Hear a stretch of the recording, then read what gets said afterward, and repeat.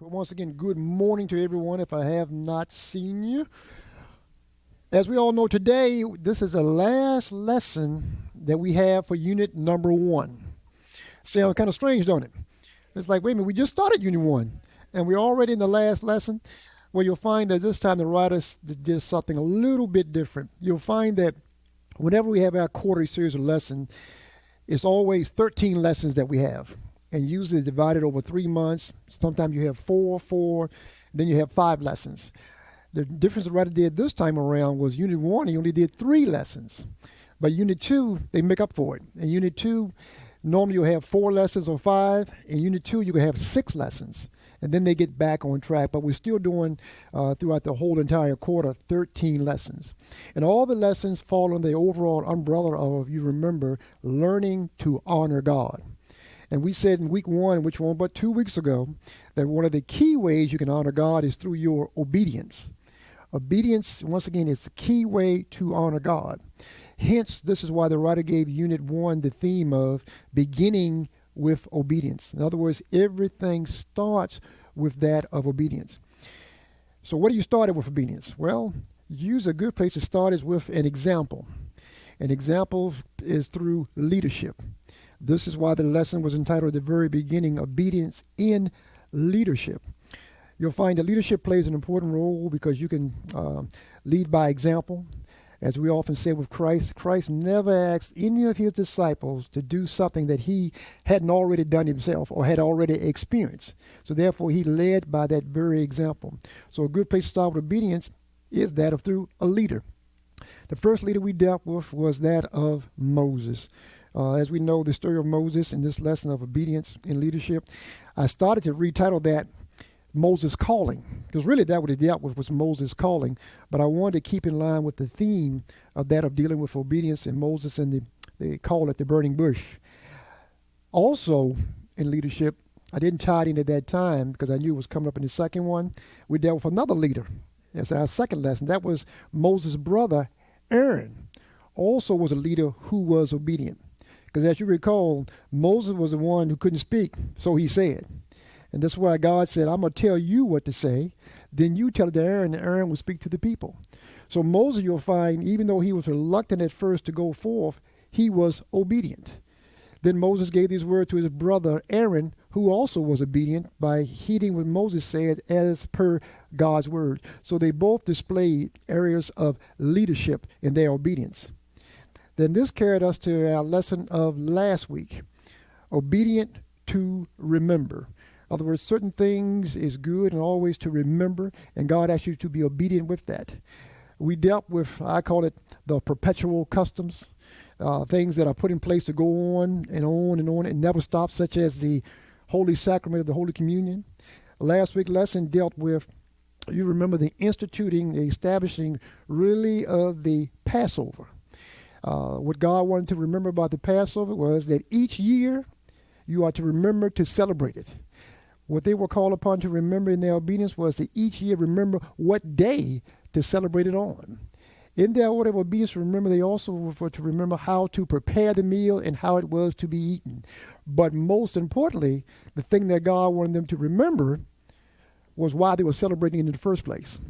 That was the key to it all. Why are you celebrating this day each and every year on this particular day?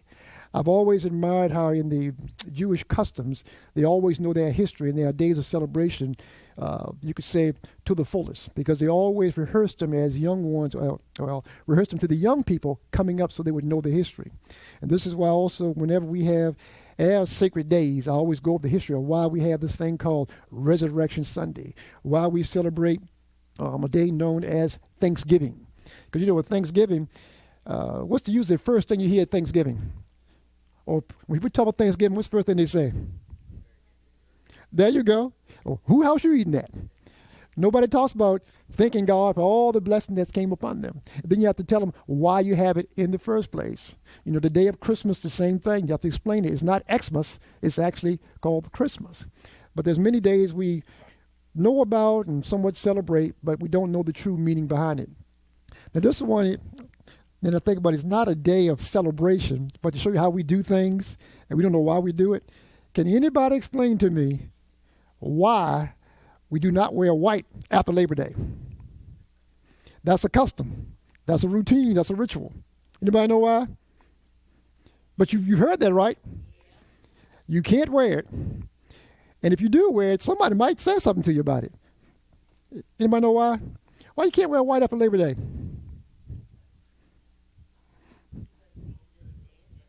We say because it says so. Yeah, that's what it is today. They say so.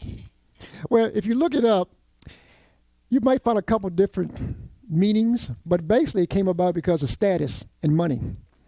That's the root of it all. It's down to money. It was years ago. I think it might have started in the 18s. Then it moved to the 19th century where they really put it in place.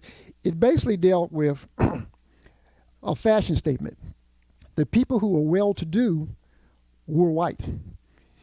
And they came up with this thing because you had money to, let's say, go on vacations during the summertime. When Labor Day were in, that's unofficially the end of summer, you would stop wearing white and they would go on their vacations. This showed everybody that they had money. And only the well-to-do were called upon to wear white. Sounds silly, doesn't it?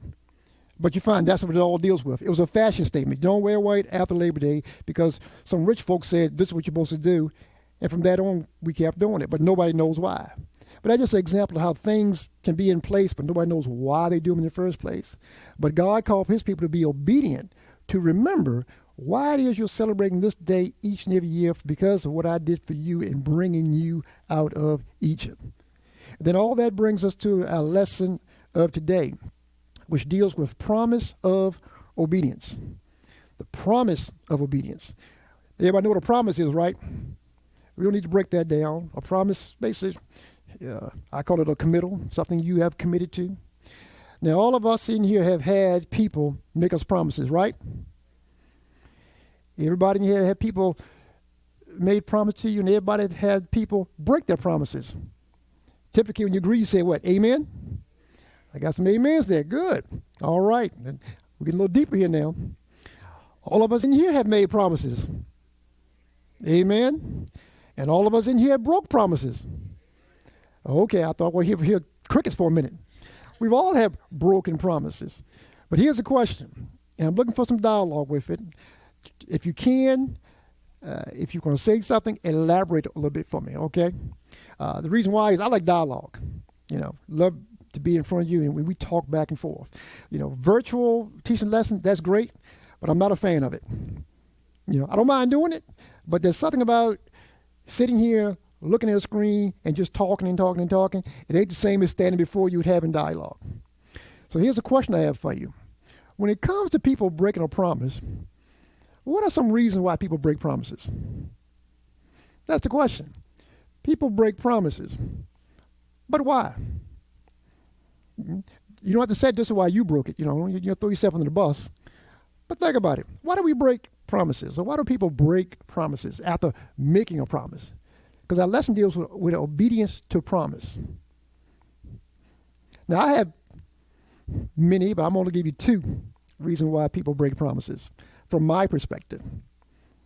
But from your point of view, why do people break a promise? Mike?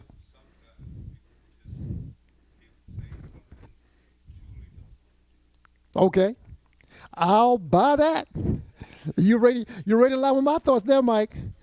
You're right in line with my thoughts. They say something, they committed to it, they promised, but they really didn't want to do it. Mm-hmm. Anybody else?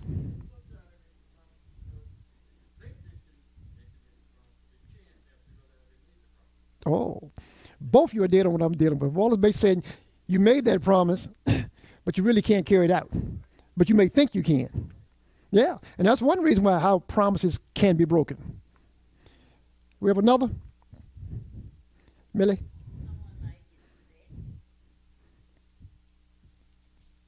Oh, and they couldn't do it? What you mean? Okay. I was thinking. Right, yeah. Mm-hmm. So in other words, sometimes there can be a valid reason why that promise can't be kept. It's not always a negative thing. Sometimes things happen.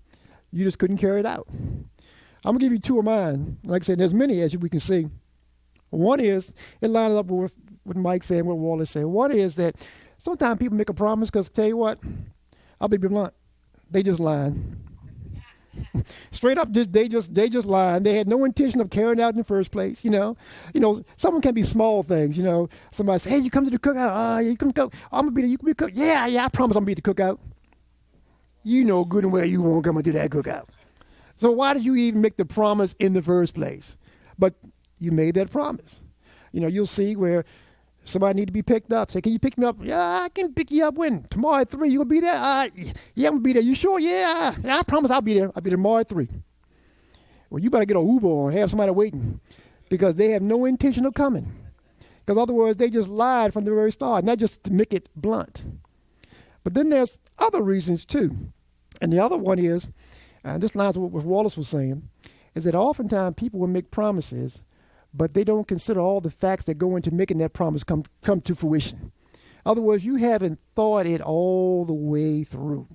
And there's many examples that you can see where you made a promise, but you didn't look at everything that was involved with it. Then before you know it, you're going, oh, why in the world did I make that promise? I just can't do it. But you made that committal. And you have to be obedient to what it is that you have promised. Yeah. I think I want to see one of you. Got any choir members here? I'm not beating up anybody in here. Son in the choir. Who else? Middle in the choir. We got 2. We got 3. Yeah, Pooch. I'm about to say, anybody raise a hand? I have to figure who's who in here. Okay. Well, see, the only reason I single you guys out because you can identify with this because you probably have seen it and experienced it in the choirs. And this can be any choir, not just Brown Grove. But I don't like to talk about everybody else. We're talking about our own people, right? And all you're telling is truth. You'll see where people will make, let's say, a promise, a committal to be in the choir. Come on, be in the choir. You go, oh, okay, I'm gonna be in. You sure? Yeah, I promise I'm gonna join the choir, and they join. Then, son, you'll hear these words: "You didn't tell me I had to come down here 2 times out of the week, from 7 o'clock to 9 o'clock, on a Tuesday and a Thursday. Sometimes Saturday morning. I got things to do." But they made that promise. But as you said, Wallace, they didn't consider all the things that go into it. Then they tell you, well, you didn't tell me I had to lead a song. Think about it. Lenore, you in the choir. The choir has one role. You sing songs. But for some reason, they will say, I didn't know I had to lead a song. You're in the choir. Oh, and then they'll go and say, well, Sandra didn't tell me we were going to all these evening engagements. Every time I turn around, we're going here, we're going there. Pastor Beecham said every engagement, he don't turn down nothing. And he only takes this choir. He don't take that choir. So every week, I'm going out for these engagements. You'll hear those sort of things. And then the one I always laughed at, I know the choir can identify with this. They'll say, okay, I'm not taking this choir this week. And they go, yes, I get a break. But he said, but I'm taking the combined voices. And you'll hear this. I didn't join the combined choir. I joined this choir. I promised to be in this choir. Combined voices is what? In any choir. If you're in a choir, you're automatically part of this choir. But they say, but they didn't tell me that. Once again, feedback on Wallace, they made a promise, but they didn't consider everything that goes into making that promise come about. And then what happens then? They end up quitting. They end up breaking that promise. Like I said, there's many factors why people cannot keep a promise. All that plays a role in today's lesson because the children of Israel make God a promise. Now, they could have made that promise because they thought they could carry it out. Some of them might have just lied about it. Some of them, circumstances might have came up that caused them not to be able to keep it. But there's various reasons that go along with it. But however you look at it, basically, it still deals with that of the promise of obedience. And they make a promise here. Everybody here today should have a Sunday school book. If you don't, I think I see a couple back there on the shelf. But if not, in our Bibles today, we're still coming out of Exodus. Today, the 19th chapter, starting at verse 1 is where we're coming from. We already know the backdrop. To skip over a lot of things, we dealt with Moses being called at the burning bush. Moses now goes to Egypt with his brother Aaron.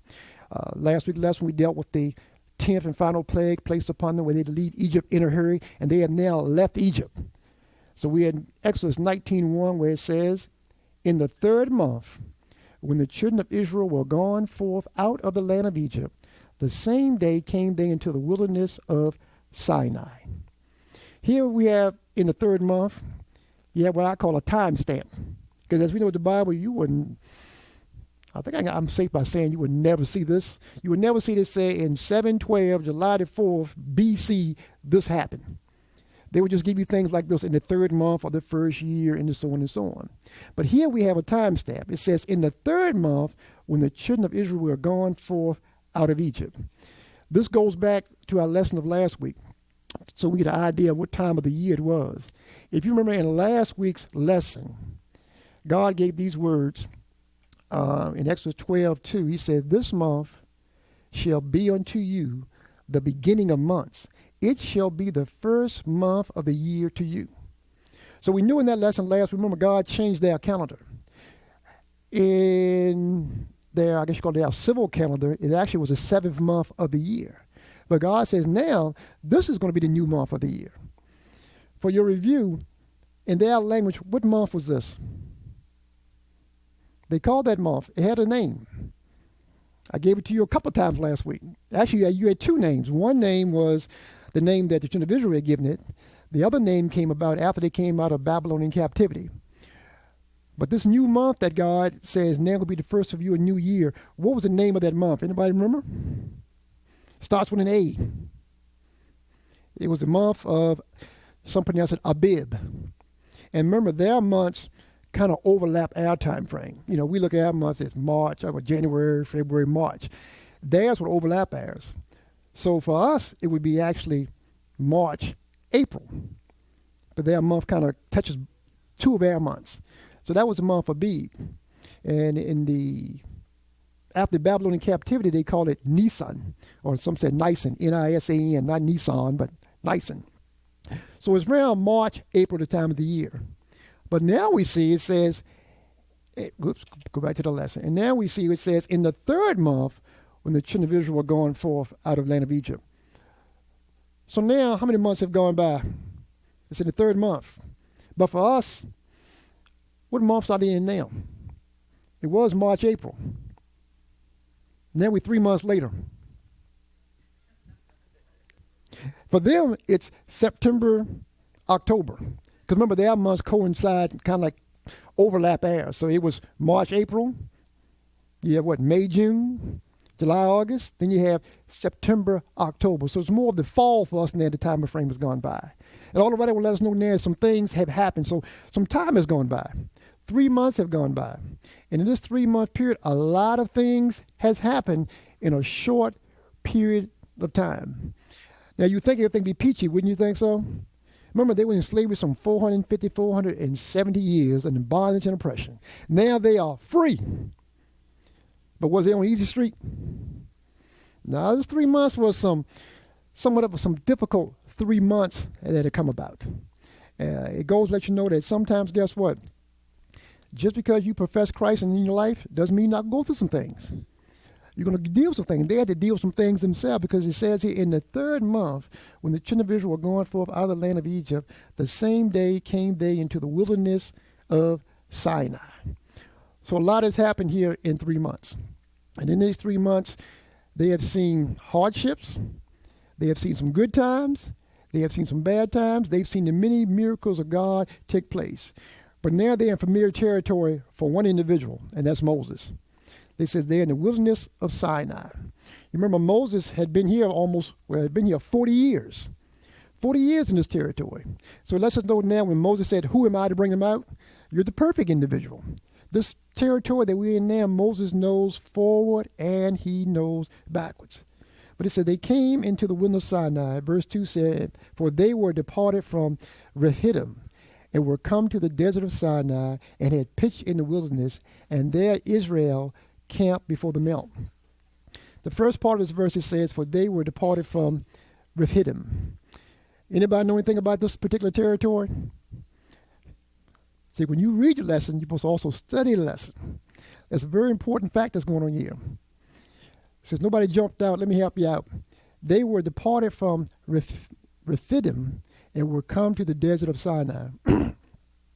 When they came out of Egypt, they were on, I call it easy street at this point. As they were marching forward here, some people came along to bring war upon them. Yeah, time they got out of bondage, there was, you could say a fight, a war, a battle with the Amalekites. The Amalekites fought against them. This was that fight that you read in the Bible how Moses held his hands up in his staff and they were winning the battle. Moses held his hands up, they were winning the battle. Moses still holding his hand and winning the battle. Time has gone by. Moses' hands coming down a little bit. They're starting to lose. Moses' hands coming down, they're starting to lose. So when Moses' hands was up, they were winning. When his hands came down, they would lose. So this is when Joshua, they set him on a rock. Joshua held one arm up, and Hur, well, not a woman Hur, but a man named Hur, held his other arm up. And as long as he held his arms up, then God gave them the victory. But here's a question I want you guys to think about. God had already defeated the Egyptian army, right? Just like that, drowned all of them. The most powerful force in the world this time, the Egyptian army, gone. Why didn't God take care of these Amalekites? Why didn't God do that? Oh, there we go, Sonny. Sonny gave you the opening to it. They still have trials. Anything else you want to add to what she's brought forth? He could be there with them. He had to fight. In other words, God now is going to bring his people through, but he's not going to do everything for you. There's some things you're going to have to do for yourself. You know, it's the saying, people always say the things. They say anything worth having is worth working for. And some things worth having is worth fighting for. So God had to build them up as a people. He can't hold their hand through everything, but he's going to be there with them. You know, it's like a child taking those first steps. You know how you stand behind the child and hold the hands, and you're walking, and then guess what? They're wobbling, right? They're wobbling. You're holding them. All of a sudden, you let them go. Because there comes a point you're going to have to let them walk on their own. But guess what? Then they fall. And what do? You pick them back up and say, try it again. But you're not going to hold them the entire way. There comes a point where some things, guess what? You got to do on your own. The children of Israel had to be in a position where they had to fight for themselves. And they needed it because they were a spoiled bunch of brats. That's what I'm going to call it. Because you go back over those 3 months, remember God had brought them out? What the first thing they said when they had a hard time, they said, we were better off going back to Egypt. Back in Egypt, we had a roof over our head. We had food on the table. And they would always gripe about everything. God would give them manna. They'd gripe about that. He gave them water from rock. They'd gripe about that. He saved them from their enemies. They always would gripe about something. So God said, guess what? You get to build these people up for yourself.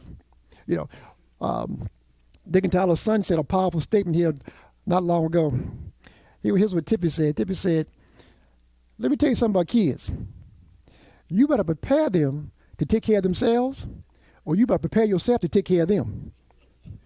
He said, one of the two things will happen. You better prepare them to take care of themselves, or you better prepare yourself to take care of them the rest of their life. Because there comes a point where, guess what? You got to let them go. But you can teach them things to build them up. You know, I might have the story somewhat wrong, but I'm going to change some of the facts just to drive some points home. But it was told to me something like this.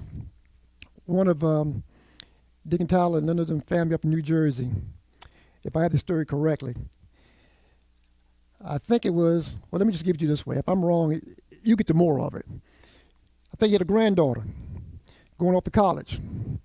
This granddaughter, needed a car. Don't have no credit. You're a kid. Grandfather says, well, let's get a car. I'll sign for it. Grandfather signs for it. Grandpa tells you, guess what? You're going to pay me every month that car note. Every month, on time, you're going to give me that car note, and I'm going to pay it for you. That's to teach them, values and things and work for things. She does this. Pays him every month. 4 years go by. College now has ended, right? College is over. You know what you're going to have now? Cookout. Big celebration. You graduated college. Graduated college. People giving accolades, great job, so on and so on and so on. Grandfather basically tells him now the car is paid in full. It's your car. Sounds like a fun thing, doesn't it? Great time. Then the grandfather, in so many ways, presents a check. Here's the full amount for that car. He paid the car note every month of his own money. The money she gave him, he put in the bank for her. And said, here's your start in life. Now you're on your own. That's how you train them up. Either you prepare yourself to take care of them, or you prepare them to take care of themselves. But it comes to a point you can't do everything for them. For the children of Israel, God says, well, he didn't say it in the scripture here, but we get the point. I ain't going to do everything for you. There's some things you do for yourself. So they were in a battle that God had now brought them through. It said, for they were departed from Rephidim and were come to the desert of Sinai and had pitched in the wilderness there and had camped before the mount. Well, here they are now in the wilderness. Now, at one point, they was in Egypt in houses. Now they're in the wilderness. Later on, God's going to establish another festival that he called for them to be obedient to remember. It was called the Feast of Tabernacles or the Feast of Harvest. What this did was he wanted them to reflect once a year for 7 days, how he had brought them out of Egypt. And they were there to live in tents. But the point that oftentimes is not taught is that he wanted them to go back to what it is they had came through, so he could show them how far they had came. To make it present day, I wonder how we would survive if we had a festival like that. All of y'all in your old school, everybody in your old school, none of y'all came up in the area of timeouts and stuff like that. You got your beat downs and all that stuff. So you understand where I'm coming from here. People will say anytime, all the good old days. Reverend Samuel said, what good old days? He said there were some good moments, but I don't know about them other good days. And if you reflect upon how you came up, some of you might have came up old school as I came up old school. I told you my story many times. King William raised a grandmother's house. Our primary source of heat was a wood stove. And know how you got I get the fire? You put wood in the stove, Wallace. I remember we have an insert in there in our fireplace at home. And I remember when Junior was small, he came there one day because he liked the fire. He went to the fireplace and did this. How does this thing turn on? Kept kicking it. And there's no buttons there. There's no remote control to turn the fire on. You had to cut wood. We would do that all summer when school was closed, build up for the winter, even though we had wood stacked up to last probably 3 or 4 seasons. But yet he cut wood every year for that. My grandmother would iron with old metal iron. She'd put it on the wood stove, put her rag over top the clothes, steam iron. She had an electric stove. You can use it like a stove until Sunday, because everybody come there for dinner. Other than that, you cook off the wood stove. Put the food in the wood stove, it get hot, you slide it over, bring it back and forth. That's how we came up. You got up in the morning, I always said, before we get in the morning, I always said that if the house caught on fire, everybody in the house would be dead. Because she had these old homemade quilts. When she would throw them on, it was so heavy we couldn't even move to get out of bed. We would wake up in the morning, there would be a basin of water sitting on the oil stove. We had an oil stove for those times when you get down to single digits at night. But you wouldn't use that too much because you got to pay for oil. That basin of water would have a shimmer of ice across it. But we didn't know. We lived in the warm covers. We doing good. You go to the bathroom, Jimmy, you go to the bathroom, you go out the back door, you turn right, you go down by the wood pile, and look to your left. There it is over there. That's how we went to the bathroom. Early morning came, time to wash your face. Guess what? We had running water.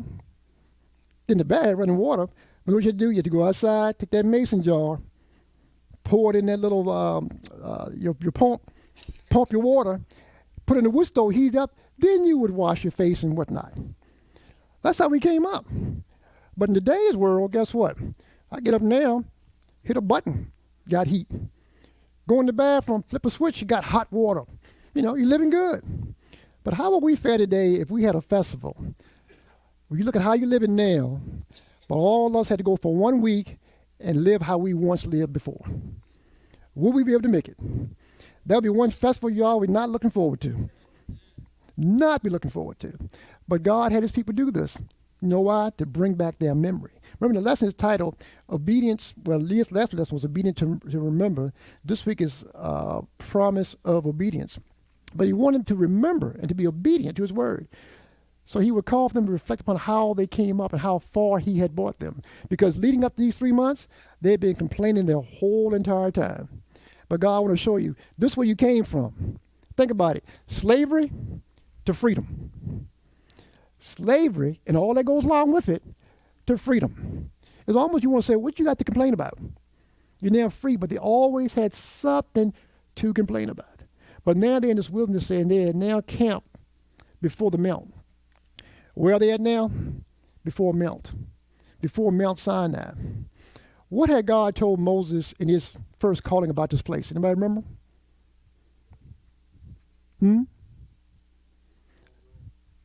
It's holy ground. But look at something else. They have now left Egypt and had come to Mount Sinai. What did God tell them about that? When he first called him. In your first lesson, which was obedience in leadership. If you got your books out, let's go back to it. Because scripture always is your key here. This is what God had told him in our first lesson back in Exodus, the 3rd chapter. That's where it came from. But I'm going to read verse 11. It says, "And Moses said unto God, Who am I, that I should go unto Pharaoh, and that I should bring forth the children of Israel out of Egypt?" Well, let me read it like I did last week. "And Moses said unto God, Who am I, that I should go unto Pharaoh, and that I should bring forth the children of Israel out of Egypt?" Those were Moses' words. And then it says, "And he said," which is God, "Certainly," God says, "I will be with thee, and this shall be a token unto thee, that I have sent thee. When thou hast brought forth the people out of Egypt, you shall serve God upon this mountain." Remember the very first lesson I said was very important. God says this mountain called Horeb, which we know is Sinai. He said, to show you how much power I have, when you set them free, you will come back to this mountain. And where are they at now? Right back at the mountain that God told him. In other words, our theme was that, you remember, obedience in leadership. When we talk about leading by example, be true to what it is you say. God had told him, said, when you come out, I'm going to bring you back to this mountain. God now showed how he was obedient to his word. They are now back at Mount Sinai, the very place where God had already told him months earlier, this is where you're going to end up, and now they are back there. It shows us a timeline here of how God always was obedient to his word. If he told me he could do something, he always carried it out. Each and every time he carried it out. And here we find that this goes on now with Moses said, in the wilderness and there camped before the mount. Verse 3 says, "And Moses went up unto God, and the Lord called unto him out of the mountain, saying, Thus shalt thou say to the house of Jacob, and tell the children of Israel." God now called to Moses and speaking with Moses. Moses has become now preacher, but now prophet, because God gives him things that will happen at a future revelation and that of a future time. And now God says to Moses, "Thus shalt thou say to the house of Jacob, and tell the children of Israel." When God says here, "This thou shalt say to the house of Jacob and to the children of Israel," some have debated, why does God say the house of Jacob and the children of Israel? When Jacob is one, the way he explains it, and then the children of Israel, are there two different people here? He says, go to, "This shalt thou say to the house of Jacob, and tell the children of Israel." Anybody want to add something to that? Why did he say it that way?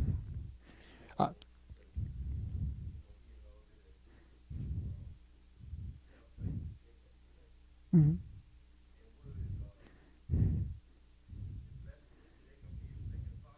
Mm-hmm.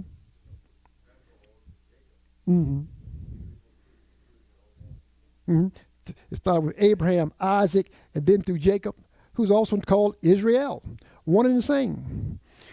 One of the reasons why he says this is Deacon Jones said the blessings came down through him. But also keep in mind this. These people came out of what? Bondage and slavery. For how many years? Give or take. 450, 470 years. They have been in slavery. In slavery, do you lose a lot of things? Let's say your freedom. That's the big one. You lose your freedom.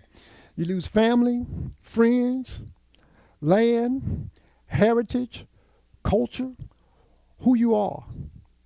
So it's obvious they hadn't been able to worship in the manner that they were, you could say, earlier accustomed to.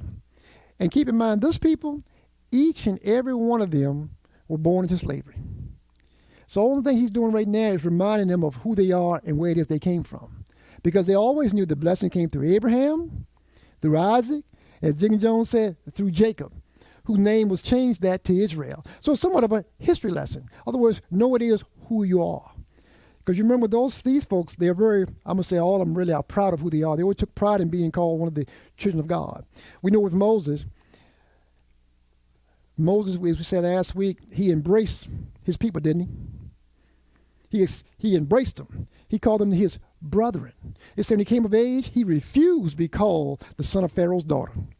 To the point that when he saw one of his brothers being beaten down, and I said he was sick and tired of it, he said he looked this way, he looked that way, and he killed the man. And Moses thought, according to the scriptures, remember, that he would lead the people out by God's hand at that time, but the time wasn't right.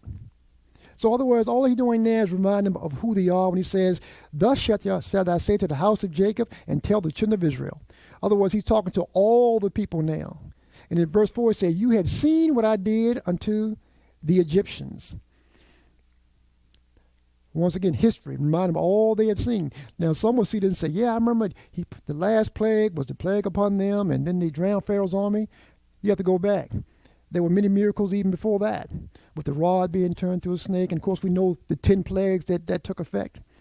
We also know here that God did something else, too, that he showed them, that he defeated all the gods of Egypt.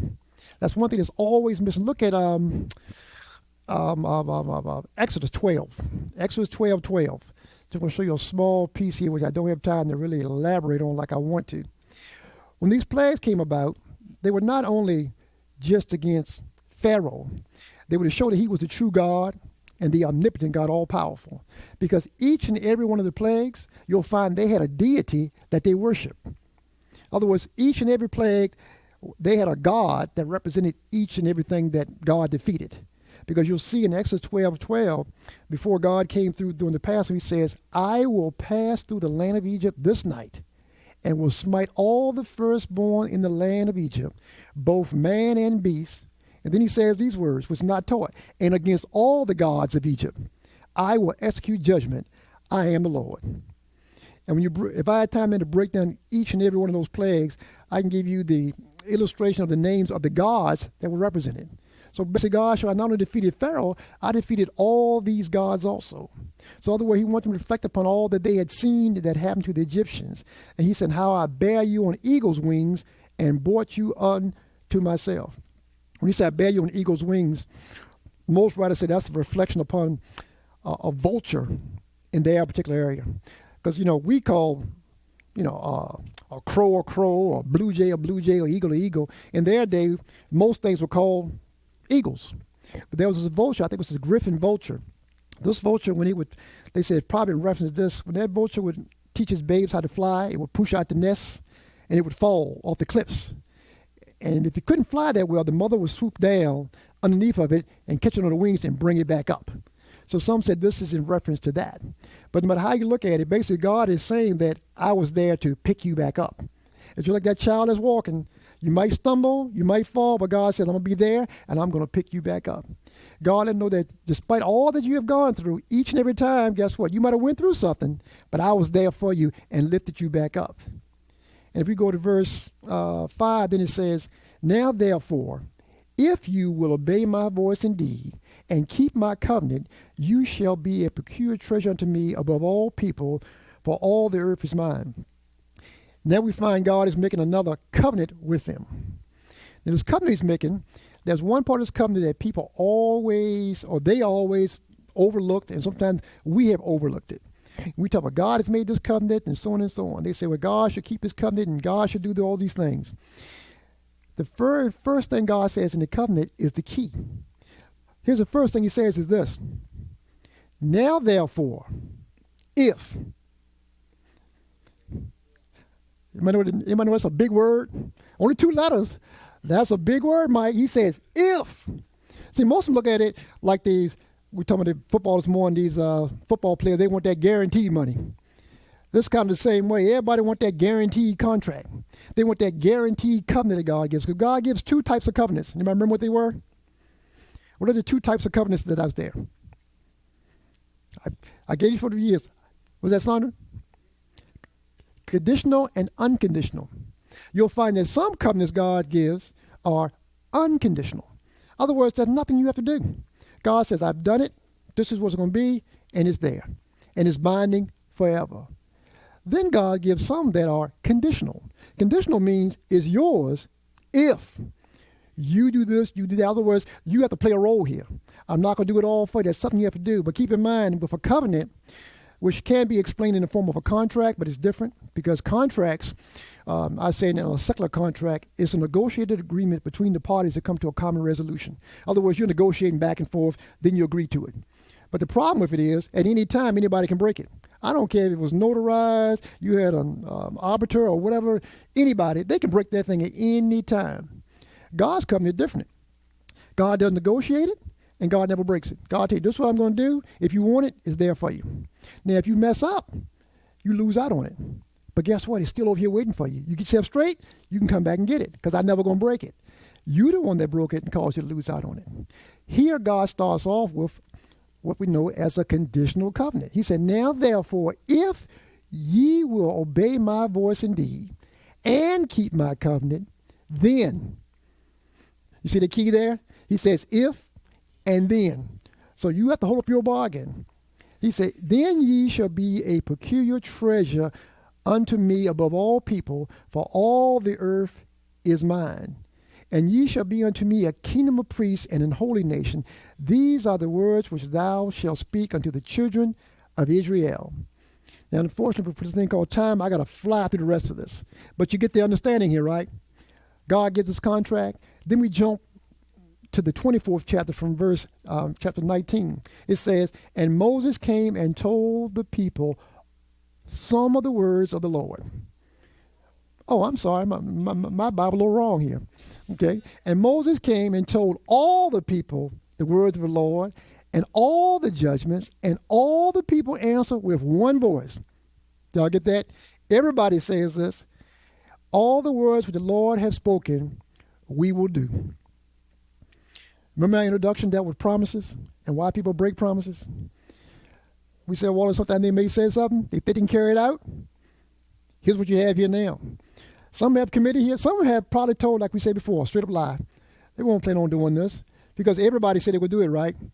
And you know when everybody says something, a lot of times everybody go along with it without even thinking about it.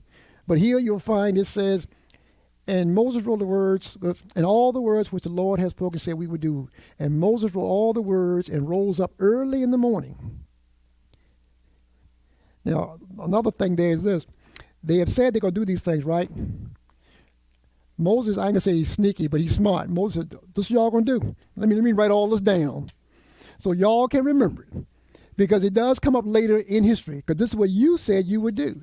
And Moses wrote all the words of the Lord and rose up early in the morning and built an altar under the hill and 12 pillars according to the 12 tribes of Israel. Verse 5 said, and he sent young men of the children of Israel which offered burnt offering and sacrificed peace offerings for all of offerings of oxen unto the Lord. And Moses took half of the blood and put it in the basin, and half of the blood he sprinkled on the altar. And he took the book of the covenant. This is this contract we talk about now. And read in the orders of the people, and they said, all that the Lord have said, we will do and be obedient. So they said what they were going to do, right? Moses wrote it all down and then read it back to them. It's kind of like saying, you have heard the minutes of the last meeting?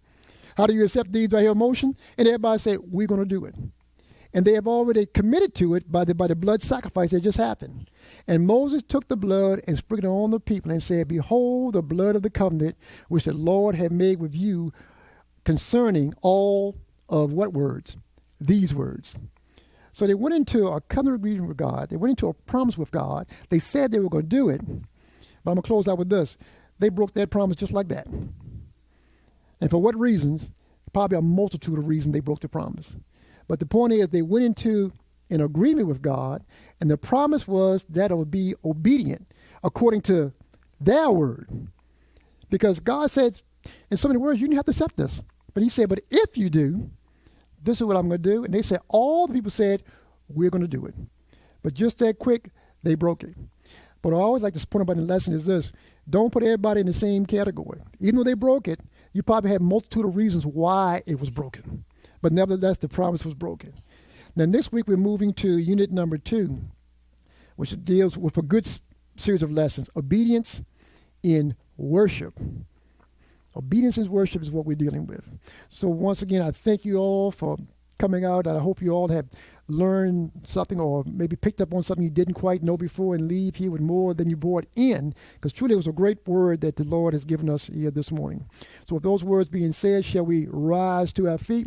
And Deacon Jones, if you will, give us a closing word.